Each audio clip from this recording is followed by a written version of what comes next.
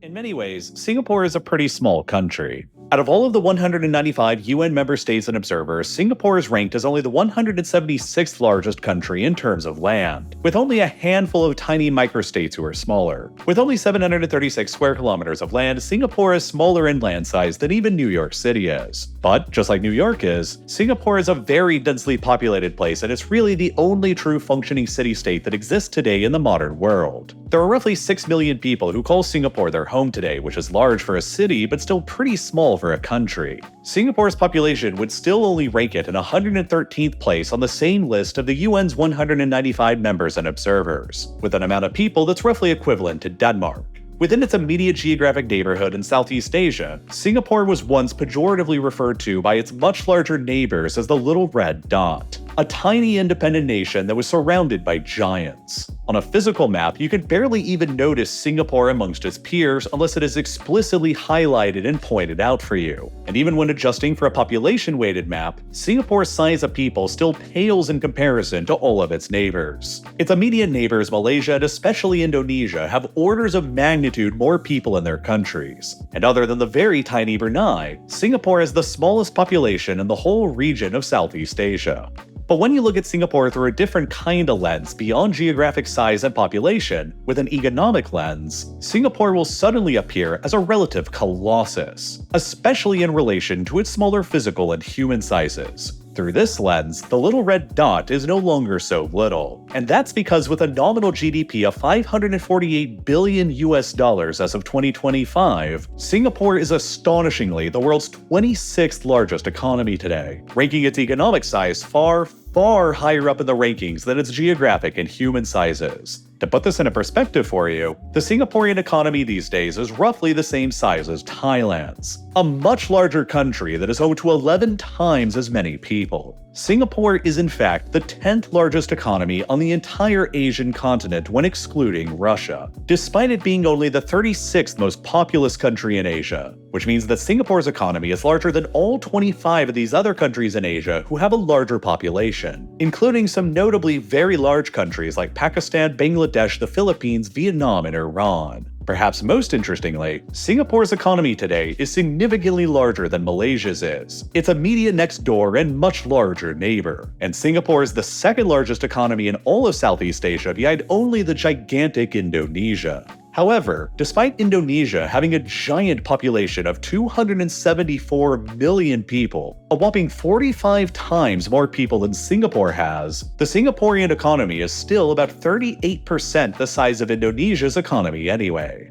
Consequently, as you'd expect, the Singaporean GDP per capita today is absolutely insane. As of 2024, it stands at an incredibly impressive $89,000, and ranks Singapore with the 5th highest GDP per capita in the entire world, remaining only behind Luxembourg, Switzerland, Ireland, and Norway, and putting Singapore even ahead of the United States. And perhaps even more astonishingly, Singapore's GDP per capita is now significantly higher than what is seen in the United Kingdom, their former colonial-era overlord. The median wage in Singapore also currently stands at an impressive $46,000 a year, which is also higher than the median wages that are currently seen in the United Kingdom, that stand at only around $44,000 a year in comparison. Singapore has also emerged today in the 2020s as the 5th largest concentration of the world's wealthy people, with more USD millionaire residents than anywhere else on Earth other than New York City, Tokyo, San Francisco, and London. With a current millionaire population of around 240,000 people, roughly 1 in every 25 people who lives in Singapore today is a millionaire, among the highest ratios of wealth seen anywhere in the world today. And according to the Global Financial Centers Index since 2023, Singapore has managed to position itself as the world's 3rd most significant global financial center, remaining only behind New York City and London, and outclassing every other city to be Asia's leading center of finance in the 21st century.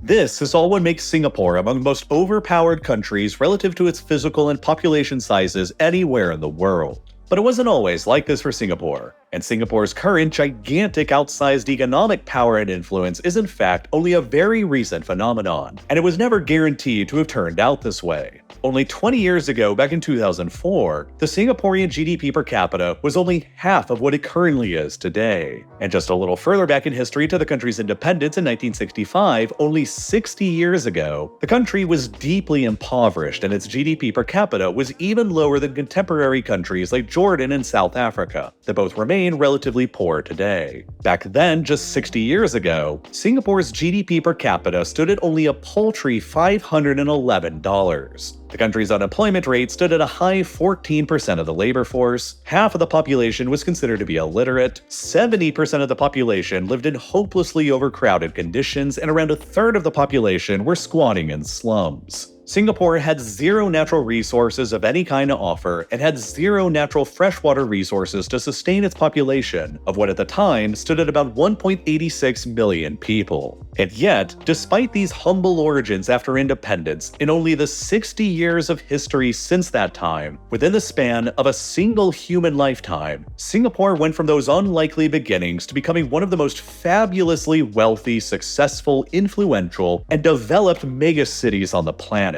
And it transformed itself into what I would argue is the most overpowered country relative to its physical size located in the whole of Asia, if not the entire world. And in order to understand how Singapore got to where it is today, and how it managed to pull off what's arguably the most radical societal transformation ever seen in human history within a single person's lifetime, we have to go back a bit further into history and then build back up to the present.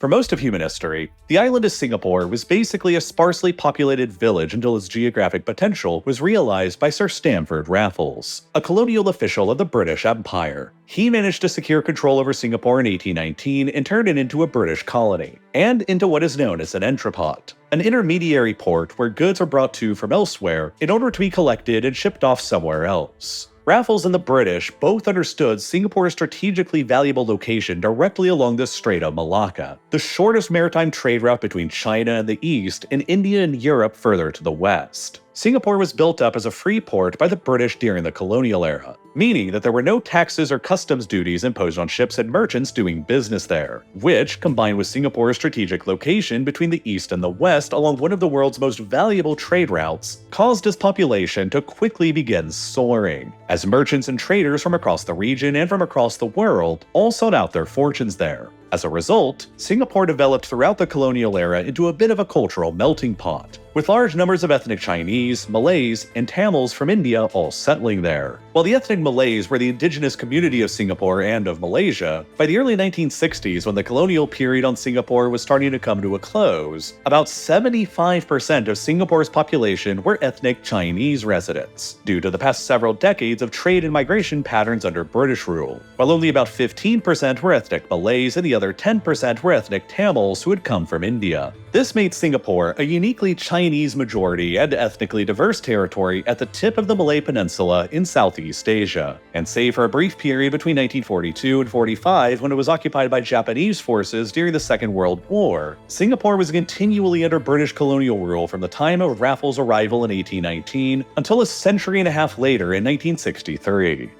After World War II, though, as the British Empire entered into a period of sharp decline and collapse, the British granted Singapore a significant degree of autonomy and self-rule in the 1950s, which ultimately led to a local election and the rise to power of a man named Lee Kuan Yew as Singapore's first Prime Minister in 1959, who would go on to prove himself as one of the most incredibly competent statesmen of the entire 20th century, and who would become the man most singularly responsible for the incredible direction that Singapore would ultimately take after it became independent. Lee understood well that in the era of decolonization, Singapore was a small, impoverished, and resource-poor island located in a geopolitically dangerous neighborhood. As a result, Lee initially believed that Singapore's greatest odds at survival were going to be through a merger with the other British colonies in the region, which at the time consisted of Malaya, North Borneo, and Sarawak. Malaya gained its independence from Britain first in 1957, and then it united with North Borneo, Sarawak, and Singapore in 1963 to form the modern country of Malaysia that we know today. But Singapore's own membership within Malaysia would ultimately be very short-lived. At the time, Singapore was the most heavily populated state in Malaysia, and though it was geographically small, it already made up 20% of Malaysia's total population. As such, the political and economic influence of Singapore within Malaysia was very large for its small size. And unlike the rest of Malaysia, which had a majority ethnic Malay population, Singapore had a significant majority of ethnic Chinese residents. Ethnic, political, ideological, and economic tensions between Singapore and the Malaysian central government quickly mounted. And despite each of their previous assurances not to do so, Lee's People's Action Party, or PAP, based in Singapore, and the United Malays National Organization, or UMNO, from the mainland, both entered into each other's respective political spaces, which sparked significant race riots in Singapore in 1964 due to the UMNO's support for affirmative action for Singapore's minority ethnic Malay population. Then, fearing that Lee and the PAP from Singapore would gain more influence in central Malaysian politics, and fearing his own loss of power and influence as a result, Malaysia's then Prime Minister Tunku Abdul Rahman made a curious and highly unusual decision. He decided to just expel Singapore out of Malaysia against their will in 1965, only 2 years after they joined to form Malaysia, which left Singapore as an unusual country in history that did not declare or even seek out their independence, but had independence forcibly thrusted upon them.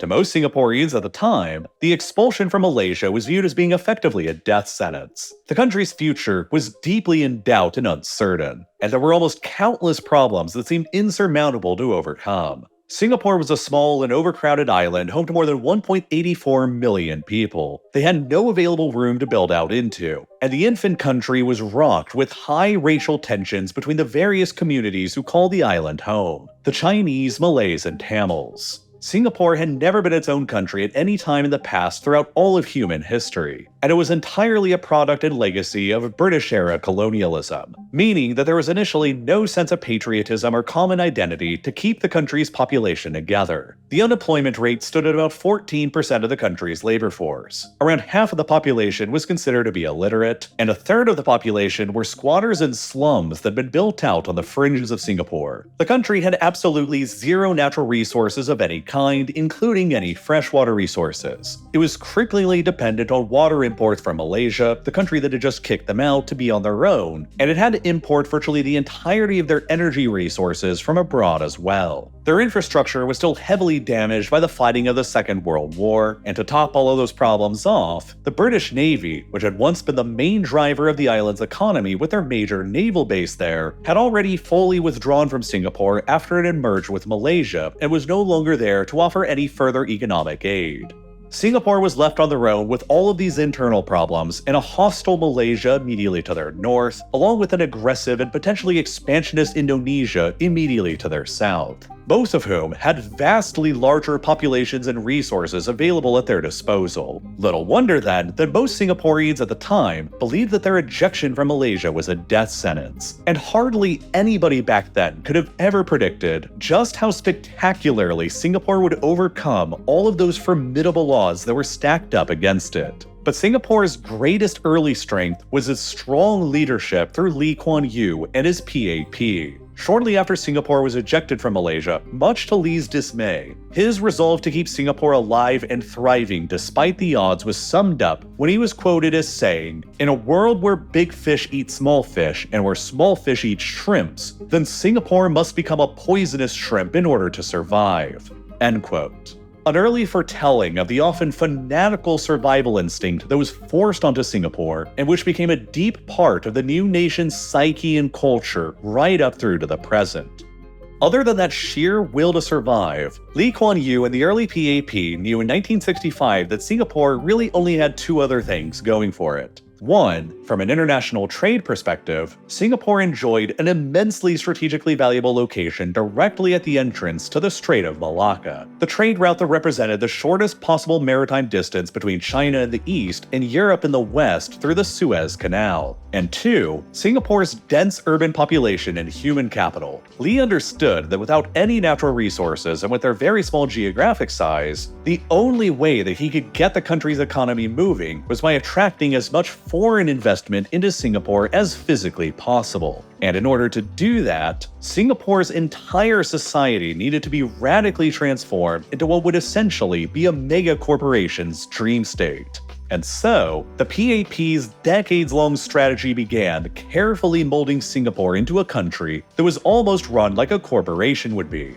And just about every single decision and policy that the government would make going forward would be done in order to keep Singapore as the most attractive place on the planet for international companies to invest in. Corporate and personal income tax rates were both set to be among the lowest anywhere in the world, while business regulations were reduced to being so minimal that Singapore has often been ranked throughout the 21st century as literally the easiest country in the entire world to conduct or start a business in. At the same time, labor unions in the country were strictly regulated. They were required to be registered with the government, while potentially destabilizing activities like striking were strictly limited or even prohibited. Public protests of any kind were almost entirely outlawed, and there would be no change in leadership or ideology under the constant guiding hand of the PAP. Lee Kuan Yew would ultimately go on to govern Singapore as the nation's leader for more than 3 straight decades until 1991, while his PAP has continually remained in power in Singapore ever since the country's independence for the past 60 years up until the present day.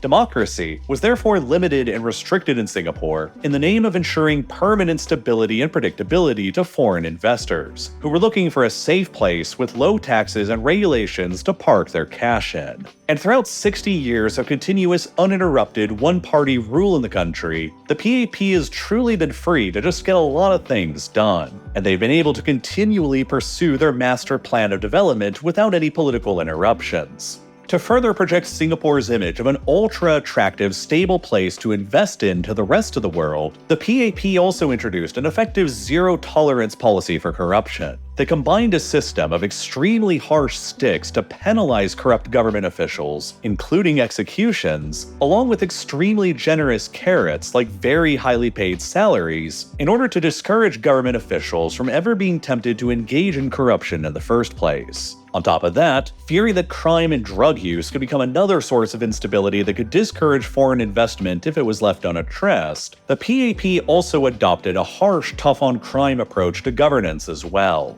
Most notably, Singapore has remained into the present day as one of the few countries remaining in the world that still routinely carries out the death penalty for convicted criminals, especially for drug traffickers. If you've ever flown into Singapore, you'll be handed one of these not-so-subtle warnings by your flight attendant before your flight arrives, because the only penalty under Singaporean law for smuggling drugs into the country is execution by hanging. Over the past 3 years between 2022 and 2024, Singapore, despite its small size, was among the top 10 countries in the world for the numbers of legal executions that were carried out by the state, and virtually all of them were executions related to drug trafficking. This has earned Singapore a large amount of criticism from abroad, and has led to some derogatively referring to the country as Disneyland with the death penalty. But the goal of these PAP policies in Singapore over all of these years has been clear. There would be continuous political stability, no protests, no crime, no corruption, low taxes, low regulations, and a very pro-business environment to attract as much foreign investment into the country as physically possible, so that Singapore would not only survive, but also thrive, in combination with its very strategic geographic location. And while many of these policies that Singapore adopted were harsh and considered anti-democratic, the PAP government also calculated that the Singaporean people themselves wouldn't really so much mind living within a soft autocracy with limited political rights so long as they remained happy and continued getting richer. So, Singapore essentially began adopting a system of carrots and sticks for its own people, to disincentivize them from ever partaking in protests, crime, strikes, or other destabilizing activities that could disrupt the sweet flow of foreign investment, just like it did with its system of carrots and sticks with its government officials to disincentivize them from ever partaking in corruption. After its independence, the Singaporean government used its powers to buy up around 90% of all of the land in the country for below market value, and then it created a new government agency called the Housing Development Board, or HDB, to begin building massive new apartment blocks to address the country's housing shortage and overcrowding problems. Lee Kuan Yew once wrote a letter in which he argued that the government's promotion of widespread homeownership was the best way to give everybody who lived there a true stake in the country's future. And in Singapore's specific case, it was going to be a great way to meld the diverse population of the island's Chinese, Malay, and Tamil populations, who had no prior history of unity or shared nationalism, together into one unified whole. HDB would go on to build around 1 million apartments in Singapore in 24 towns dotted around the island, while ethnic quotas mandated that each HDB-built apartment block reflected the ethnic makeup of the overall country at large, in order to foster a sense of community and oneness between them. The Singaporean government was then able to promote widespread homeownership in the country by selling the HDB-built apartments for 99-year leases at rates that were below the market value of what full-on permanent indefinite homeownership would be. As of 2024, the average price for a 99-year lease on a 2- and 3-bedroom HDB apartment in Singapore runs at just $237,000 and $359,000 US respectively. And then, to make them even more affordable to first-time homebuyers, the Singaporean government also offers a grant to lower-income buyers of up to $59,000 US that they can deduct from the overall home value. On top of all of that, the Singaporean government also implemented a mandatory savings program managed by a new government agency that they called the Central Provident Fund. This program made it mandatory that Singaporean workers always saved 20% of their monthly salaries at a minimum, and then those workers would be allowed to draw those savings down in order to use as a down payment on an HDB-built apartment. And then they could use what remained of their mandatory savings to make some or even all of their monthly mortgage payments as well. As a result of this whole program, Singapore has managed a homeownership rate that is the envy of the world today. 88% of the country's total housing supply today is directly occupied by their own owners, which is far ahead of the vast majority of the rest of the developed world, and is significantly higher than the rate seen in the EU, the UK, the US, or Germany. And it is a strategy that has earned the governing PAP an enormous amount of goodwill and loyalty from Singapore's citizens. And it's not even the only way that the government has taken care of them either. To maximize the value of the country's human capital, the government highly emphasized education and managed to build out a truly world-class public education system that prepares children to become highly educated, highly skilled, and highly paid workers that'll attract global businesses interested in their talent. The government also went to great pains establishing a world-class healthcare system as well, that keeps the country's citizens and foreign workers alike healthy and productive, and perhaps more importantly, happy and less likely to resort to destabilizing protests or strikes or votes for different parties. And in combination with the clusters of HDB-built apartments and population density concentrations, the government worked alongside both public and private companies to build out a world-class public transportation system at the same time, that put transit stations directly in every HDB-built apartment cluster, which directly connected all of the apartment clusters together with each other and with a central business district, in order to maximize transportation efficiency and minimize congestion in a brilliantly executed master plan that is spanned over decades of time under continuous PAP leadership. The government also deliberately made driving a car in Singapore outrageously expensive, both in order to promote the use of the country's public transit system and to reduce congestion within the country's small physical space, but also to reduce the country's consumption of fuel and overdependence on foreign imports of fuel, since virtually all of Singapore's fuel has to be imported from abroad since the country has no resources of its own. Various taxes and permit fees on vehicle ownership in Singapore make it so that even a new standard Toyota Camry hybrid costs around $183,000 US in the country today, about 6 times more expensive than one would cost in the United States. As a result, only about a third of households in Singapore own a car at all today, while the vast majority of the country's residents use the cheaper and more efficient public transportation system. 80% of Singaporean households live within just a 10-minute walk of a transit station because of the way the system was designed, alongside the HDB apartment complexes. And 85% of public transit journeys in the country under 20 kilometers in distance can be completed in less than an hour, which results in Singapore's infrastructure and workforce both being extremely efficient. which attracts more foreign investment into the country, reduces the country's overdependence on foreign imports of oil, and which also further keeps the population happy and satisfied in combination with all of the housing, education, and healthcare benefits that reduces the odds that they'll ever protest or riot or vote for someone else and disrupt the PAP's master plan. All of these policies were carefully crafted in Singapore to keep the whole country thriving, happy, stable, and humming, in conjunction with Singapore's inherent geographic advantages to trade and commerce as well.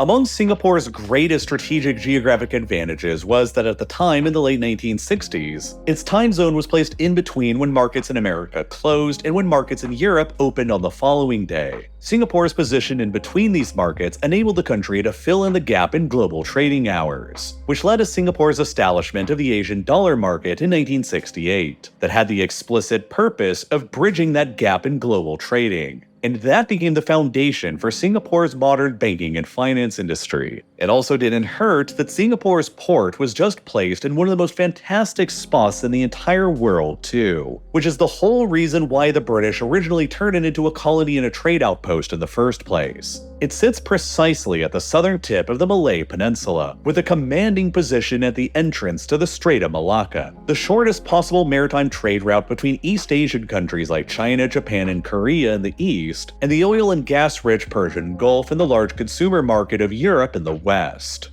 As a result, an overwhelming amount of the oil and gas imports that flow towards China, Taiwan, Japan, and South Korea all move through the Strait of Malacca right by Singapore, while an overwhelming amount of Chinese manufactured goods flow in the opposite direction through the Strait of Malacca on their way to the consumer market in Europe as well. Because of this dynamic in the modern world, roughly a third of all the world's crude oil and natural gas traded by sea passes through the Strait of Malacca, which makes it the most highly concentrated choke point for the global oil and gas supply anywhere on the planet. Roughly 30% of the entire world's global trade will pass through the Strait of Malacca every single year. That's worth approximately $3.5 trillion. And so from very early on, independent Singapore carefully positioned itself with all of its business-friendly policies to be the go-to spot for handling and processing these huge trade flows between the East and the West. In terms of overall trade volume, until it was finally surpassed by the port of Shanghai only in 2010,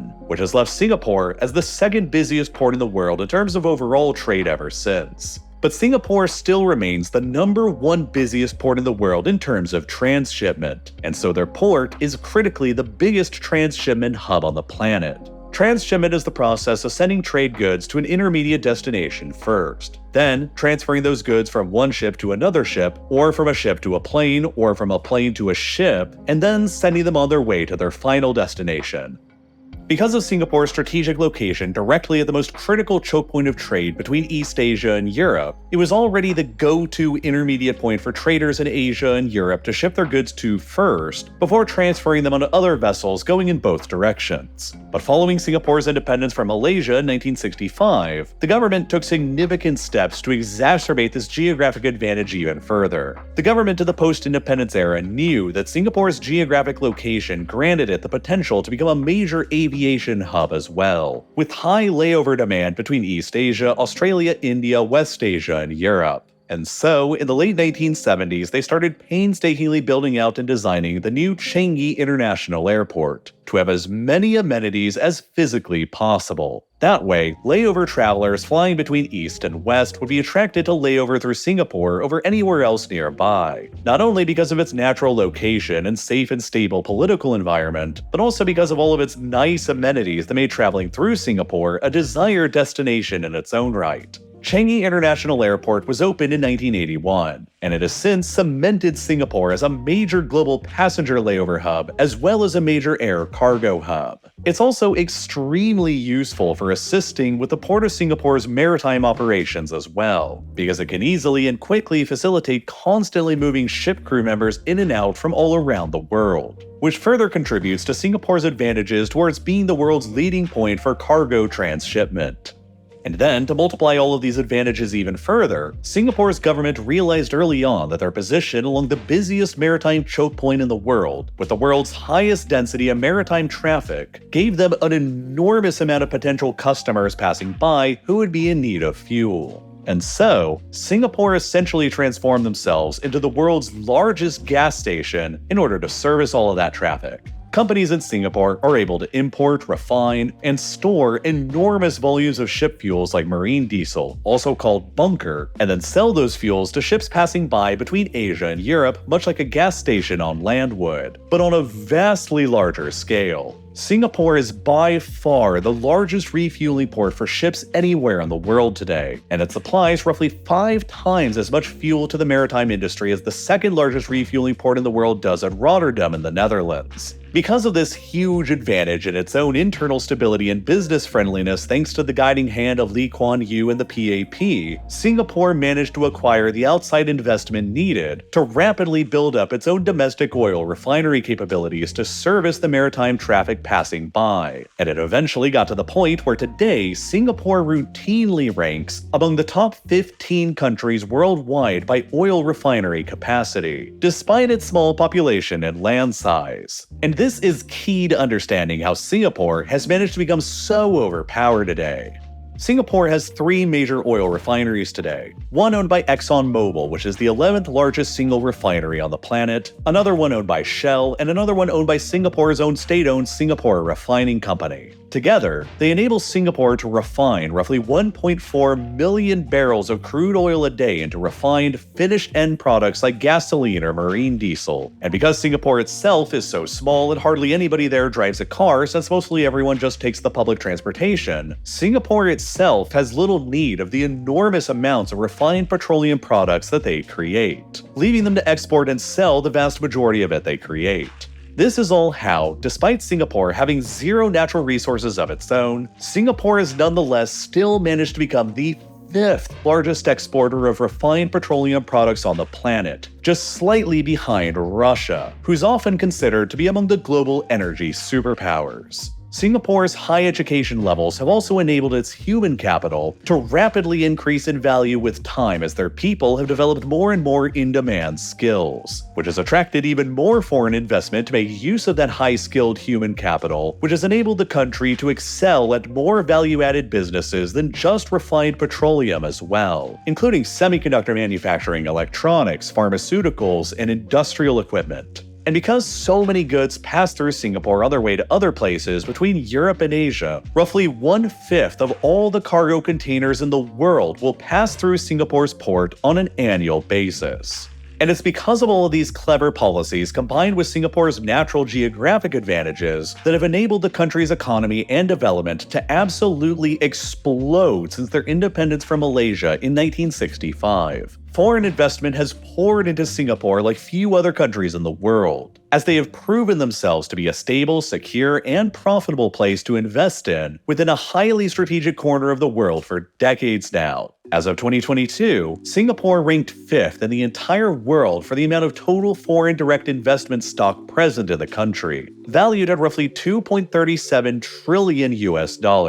remaining only behind the Netherlands, the UK, China, and the US globally. And foreign investors keep choosing Singapore over almost anywhere else because, in 2023, Singapore received the second largest net inflows of new foreign direct investment in the world, remaining only behind that of the United States itself. This is all how their economy has ballooned in size hundreds of times over, from only a paltry $970 million in 1965 to a colossal $550 billion today, only 60 years later, and how it's become the world's 26th largest economy despite being smaller in size and population than New York City. And it's all been possible because of how massively attractive and stable a place the PAP has made it to invest in throughout their decades of continuous control and guided policies. Most ironically of all, of course, is the fact that Singapore's economy today is even larger than the whole of Malaysia's economy is, the country that forcefully expelled Singapore against their wishes to die on their own back in 1965.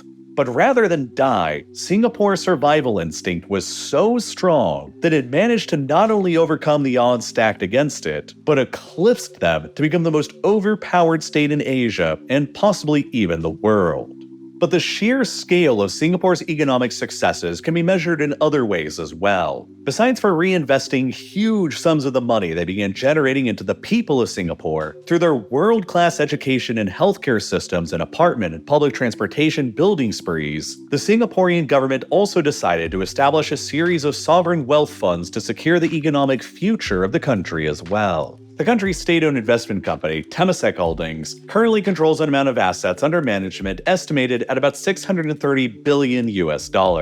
On top of that, the country's Central Provident Fund, that savings and pension fund that all Singaporean workers are forced to save a percentage of their incomes in, currently has assets valued at around $397 billion US. And on top of both of those funds, the government also has another even larger sovereign wealth fund that they simply call the GIC. The GIC invests in international equities, bonds, real estate, and cash. And though it does not disclose its total holdings, a data firm known as Global SWF has recently estimated that the fund's holdings are likely somewhere around $769 billion US all in. Add all of the three funds together, and Singapore's total sovereign wealth fund assets today in 2025 are probably somewhere around $1.8 trillion US. An absolutely enormous war chest for the country's future. It ranks Singapore's sovereign wealth funds as the third largest in the entire world today, behind only the giant funds under the control of the UAE and China. And it also means that Singapore's sovereign wealth fund controls assets valued at more than 3 times the entire country's annual GDP. It also means that, astonishingly, if all of Singapore's sovereign wealth funds were divided evenly amongst all of Singapore's residents right now, they would each be given approximately $300,000 US. A tremendous national inheritance that the Singaporean government has established for them with its decades of tremendous forward-looking policies. For a long time, Singapore's status as the financial epicenter of Asia was rivaled and eclipsed by Hong Kong. But over the last few years, Singapore has managed to overcome Hong Kong in numerous ways as political repression in Hong Kong enforced by the Chinese Communist Party from the mainland has significantly increased, which has led to a large amount of capital flight fleeing from Hong Kong for the higher perceived sense of safety and security in Singapore. Singapore now has more foreign direct investment than Hong Kong does, and it receives even more of it with every passing year. As recently as 2017, international asset and wealth management firms in Singapore had only $2.4 trillion of total assets under their management, which was only about 3/4 of Hong Kong's total at the time of $3.1 trillion. But since then, Singapore's total assets under management have grown rapidly to more than $4.1 trillion as of 2023, compared to Hong Kong's $3.99 trillion. Which means that recently, Singapore has even overtaken Hong Kong to be the leading city in Asia by assets under management and asset and wealth management firms, which is why Singapore is now most often considered to be the leading financial hub of Asia, and the third most important center of global finance behind only London and New York. Hong Kong's political troubles over the past decade have therefore transferred much of its economic influence and power over to Singapore instead. But it also doesn't hurt that English as a language, like it has been in Hong Kong, is extremely dominant and commonplace in Singapore too. After the country's independence from Malaysia, the PAP authorities decided to keep and reinforce English in Singapore as the country's primary language, in order to maximize the economic benefits and the foreign direct investment potential. It's since gotten to the point today where Singapore is by far the most English proficient country in Asia, and the second most English proficient country in the world out of countries where English is not the native language, according to the English Proficiency Index. Around half of all Singaporeans speak English as their primary language at home today, while a whopping 96% of the Singaporean population speak English fluently, which is a higher percentage of fluent English speakers than even in the United States. And all of that greatly helps Singapore's potential at attracting businesses and investment from abroad, on top of all of their other advantages that I've already covered. Now, in order to defend all of the enormous levels of wealth that are concentrated in Singapore today, surrounded by much larger and much poorer, potentially envious nations, Singapore has also spent decades heavily reinvesting the money it's earned as the world's gas station and as a major finance and advanced manufacturing hub into building out an incredibly powerful and capable armed forces that can adequately defend the country's sovereignty. But part of Singapore's drive to military supremacy in its neighborhood was also driven by the country's early survival instinct, and its fears of critical overdependence on its neighbors. Singapore was and still remains highly overdependent on imports of its water and food supply, as the country has zero freshwater resources of its own and only limited amounts of arable land for its 6 million people. Singapore still imports more than 60% of its entire water supply and about 50% of its food supply just from Malaysia, the country who forcefully ejected them and then had to suffer through the humiliation of watching Singapore grow even wealthier than them without them.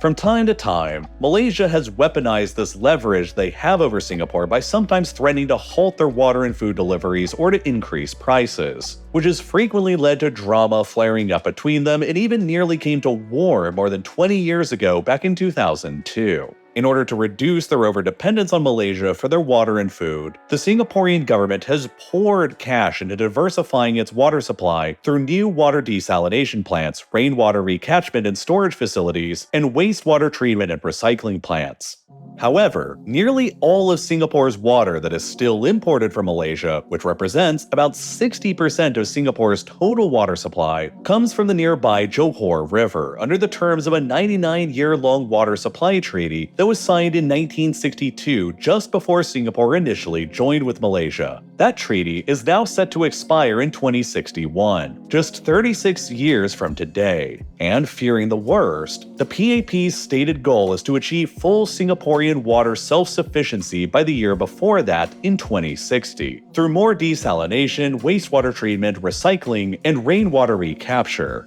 But for decades, the Singaporean military was also created with the potential threat of Malaysia in mind, and Malaysia's ability to effectively sever most of Singapore's water supply. If Malaysia decided to try and retake Singapore to shut down its water supply as leverage during a dispute, then Singapore would need to react decisively and quickly in order to gain strategic depth and to avoid a long, protracted conflict. Singapore's northern border is only 28 kilometers away from its southernmost border, meaning that there's little space between Singapore's borders and the country's most critical population centers and assets. Knowing that their population was also a fraction of both Malaysia's and Indonesia's, Singapore's leaders knew early on that their only hope of not getting numerically overwhelmed during a regional conflict would be by establishing an army of conscripts, and by requiring that all Singaporean men serve time in the armed forces. All men in Singapore today are required to serve 2 years of mandatory full-time service in the armed forces, which gives the country a pool of hundreds of thousands of men in the reserves to call up for military service during a national emergency.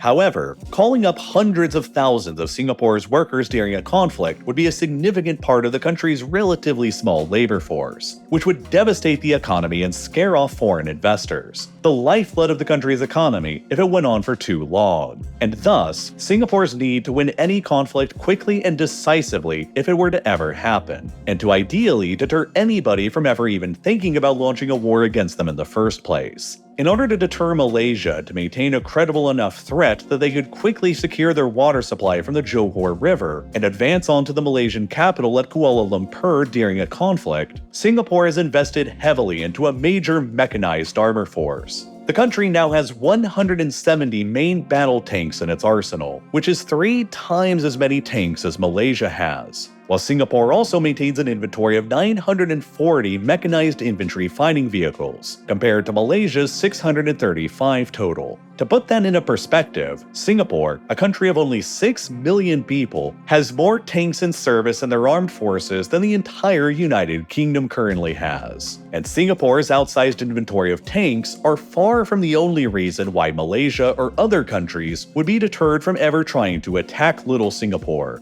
The city-state has also been able to afford to build out a very modern and capable air force, with 59 American-made F-16 fighters, another 40 F-15 fighters, and most notably, they've placed orders to purchase at least 20 state-of-the-art F-35 fighters from the United States as well, which will make them the very first and so far only country in the whole of Southeast Asia that'll be equipped with them. That fact alone will make the Singaporean Air Force the most capable and advanced in all of Southeast Asia. But even without the F-35s, the Singaporean Air Force still has just as many fighter aircraft in its fleet as both Malaysia and Indonesia do combined. Its 2 much larger neighbors. Adding in the F-35s and all of Singapore's advanced surface-to-air defenses means that in any potential conflict with its neighbors, Singapore would almost certainly be able to maintain aerial supremacy, which further disincentivizes anyone from ever really even thinking about trying, and especially disincentivizes Malaysia from ever seriously threatening to really apply their leverage over Singapore's water and food supply. And even if a conflict were to take place, the PAP has also guided Singapore's development to transform itself into a fortress if the need ever arose. Two of the primary highways running through Singapore were designed to be quickly transformed into runways for military aircraft should the country's air bases be neutralized during wartime, while every home and apartment in the country that's been built recently after 1997 has been mandated to have personal bomb shelters included in them. But it's the Singaporean Navy that truly makes the city-state the most preeminent military power in Southeast Asia today. Singapore operates a naval fleet today that includes 6 modern German and Swedish-built diesel-powered attack submarines, and has another 2 more on order that are currently being constructed. When they're finished and Singapore has 8 modern attack submarines, the city-state will have more submarines than both Malaysia and Indonesia do combined, which will further increase Singapore's status as the most powerful submarine force located anywhere in Southeast Asia, despite its small size. In addition to the submarines, the Singaporean Navy also has 6 frigates, an additional 6 more frigates that are currently on order, 6 corvettes, and 8 littoral mission vessels, which combined with the submarines easily classes the Singaporean Navy as the most powerful in Southeast Asia, and places it about on a par with the Royal Australian Navy in terms of both fleet size and capabilities. And that's comparing a city-state's navy to a continent-state's navy. All in, the Singaporean military budget as of 2024 is approximately $15 billion, and the country spends about 2.77% of its total GDP on the military, which places Little Singapore within the top 23 highest military budgets globally, and puts Singapore's military spending about on a par with Turkey, a country with 14 times as many people. Perhaps more importantly, Singapore spends even more on its military than both of its much larger neighbors do combined, Malaysia and Indonesia. As a result of all of this, with Singapore controlling the most capable and well-funded armed forces in all of Southeast Asia, despite being the region's smallest country in terms of territory, Singapore is often regarded as the most heavily militarized country in the world today, with more soldiers, tanks, aircraft, and warships per square kilometer of territory than any other country in the world, which further lends credence to Singapore's status as the most overpowered country in Asia, and possibly in the entire world. The military's massively outsized power also sends a very clear signal to the lifeblood of the Singaporean economy, the foreign investors, that their investments and capital stored in Singapore will not only be safe, protected from within, but will also be safe and protected from beyond as well, further solidifying Singapore as an ultra-safe location to invest and to do business in. But the scale of the military is not only intended to send this message to foreign investors and to keep Singapore safe and stable from potential regional aggressors. It's also designed to try and reduce the risk of the greatest looming threat to Singapore's future of all from ever happening: the growing risk of a war erupting between the United States and China over Taiwan, and them then forcing Singapore to painfully choose a side between them. For decades, Singapore has tried to carefully balance its relations between both of the global superpowers in order to court each of their massive amounts of capital available for investment. On the one hand, China is the largest source of both imports and exports for Singapore. Nearly all of China's enormous imports of oil and gas from the Persian Gulf flows directly by Singapore, while virtually all of China's manufactured products going to Europe flow in the other direction right by Singapore as well. Ethnic Chinese Singaporeans make up around 3/4 of the whole country's population, and out of all of the developed countries in the world, Singapore's population by far holds the friendliest overall views of China today. In June of 2024, the Pew Research Center found that 67% of Singaporeans held a favorable view of China, and that 63% of Singaporeans held confidence in the leadership of Xi Jinping, both significantly higher than in any other developed country measured. About $156 billion worth of money from mainland China and Hong Kong are also currently invested in Singapore, but that's still second to the even more massive $428 billion that's currently invested in Singapore from the United States.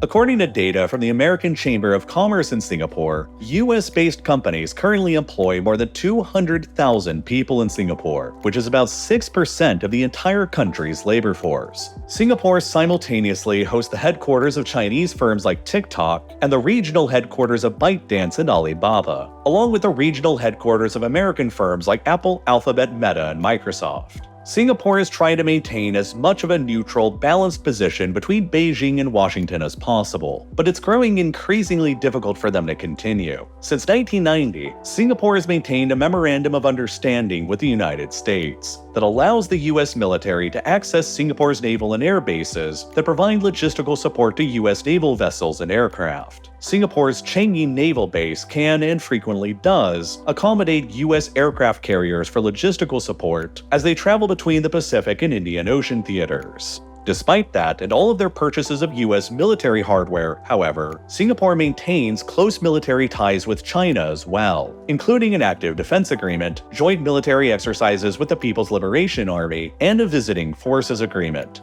In the worst-case scenario then, if a conflict erupts between the United States and China in the near future over the status of Taiwan, both Beijing and Washington will be likely to try and pressure Singapore into choosing a side between them, because of Singapore's strategic location and military potential. Singapore controls the gates through which virtually all of China's imports of oil and gas flow through, and China will do whatever it takes to keep those gates open, while America will do whatever it can to seal them shut in a conflict scenario. If the US pressured Singapore to apply economic sanctions against China, then Chinese capital and money would rush itself out of the country and crush the economy. And on the other hand, if Singapore refused to cooperate with American sanctions, then America could just impose restrictions on Singapore's own access to the US dollar financial system, which is the backbone of Singapore's banking and finance industries that would also crush the economy. It's a horrifying prospect for the country that has so successfully ridden the wave of globalization over the past 60 years since it was ejected against its will from Malaysia. Indeed, it has been the unprecedented era of openness, connectivity, and free access to the seas in the modern era of globalization that has enabled Singapore to grow so wildly successful and overpowered relative to its size. And in the future, the potential breakdown of that same era of globalization and the increasingly confrontational relationship between Singapore's two largest investors will present the greatest challenge to the city-state yet in its relatively short history of independence. Singapore's ability to maintain its status as the most overpowered state in Asia will be tested like it never has before, and the PAP's ability to guide the country through the typhoon ahead will show whether or not the next 60 years of Singapore's history will be as wildly successful as its past 60 years have been. But the PAP has carefully guided the country through enormous existential challenges before, and I believe that it is as well prepared as any other power to handle whatever lies ahead. Now, there's a lot of data that goes into producing these kinds of videos. Whether it's visually showing the scale of Singapore and other countries from an economic size perspective, detailing how Singapore and Hong Kong's assets under management stack up, or showing you how the air forces of Singapore, Malaysia, and Indonesia all compare with one another, the ability to actually visualize raw data like this on the map instead of just reading about it in text format is exactly what makes learning about these kinds of complicated geopolitical subjects so fascinating to me. And it's why the Exploring Data Visually course is one of my favorite courses that I've ever taken with this video sponsor, Brilliant. They start out by teaching some real bare-bones fundamentals through interactive exercises and straightforward explanations. Then as you progress, they bring these small concepts together into the bigger process. And soon enough, you have a decent grasp of what originally seemed like a daunting subject. And the same goes for all the other subjects they cover too, from calculus to AI to computer science, advanced physics, geometry, and much more. I think that Brilliant is perfect for the kind of person who genuinely loves understanding new things, as they get you to the level where you can apply the concepts you learn into your everyday life. And they also make learning super practical too. Their courses break down into short segments of only about 15 minutes, so you can easily use their app to make steady progress in learning while you're commuting or have some free time. So, if you're the type of person who loves learning new things, you can try out everything Brilliant has to offer for free for a full 30 days by clicking the button here on your screen right now, or by visiting brilliant.org/real-life-lore, or by clicking the link down below in the description. And best of all, you'll also get 20% off of an annual premium subscription. It's an incredible way to help support my channel and learn some cool new things at the same time. And as always, thank you so much for watching.